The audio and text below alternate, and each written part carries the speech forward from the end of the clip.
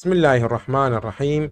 السجن في المنام دال على لزوم الدين إن كان سجن من الشريعة المقدسة، وإن كان سجن من السلطان الظالم دل على الهم والنكد بسبب ذم أو نفاق.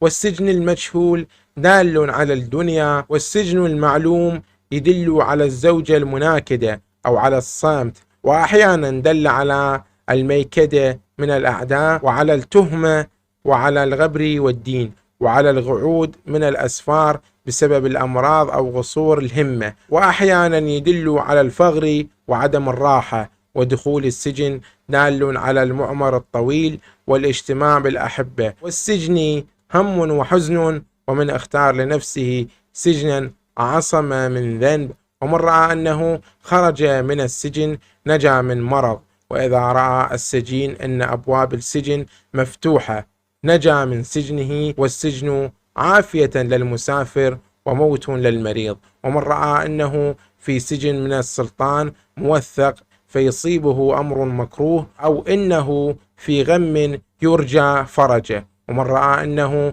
خرج منه فإنه يخرج من ذلك الفم، وإن كان مسافرا فالسجن غفلة، وإن كان مريضا فهو تأخير لمرضه.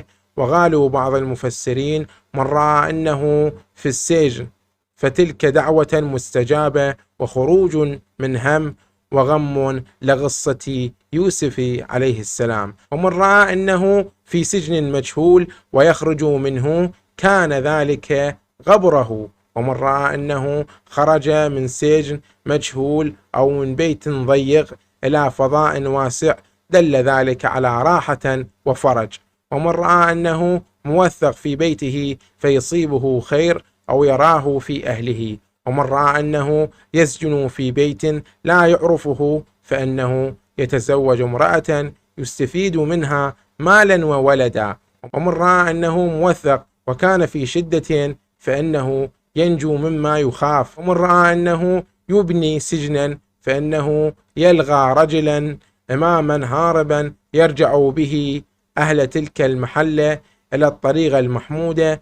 والسجن يدل على الموت، وأحيانا دل على المرض المانع من التصرف والنهوض، وأحيانا دل على الغرور وعلى جهنم لأنها سجن للعصاة والكافرين. وأن رأى ميتا في السجن وكان كافرا فذلك دليل على جهنم، وإن كان مسلما فهو سجين في جهنم بذنوب بغيت عليه. وإذا رأى المرء نفسه في السجن وكان مسافرا في بر أو سفينة فذلك أمر يعوغه من مطر أو ريح. أما السجان في المنام فهو حفار للقبور.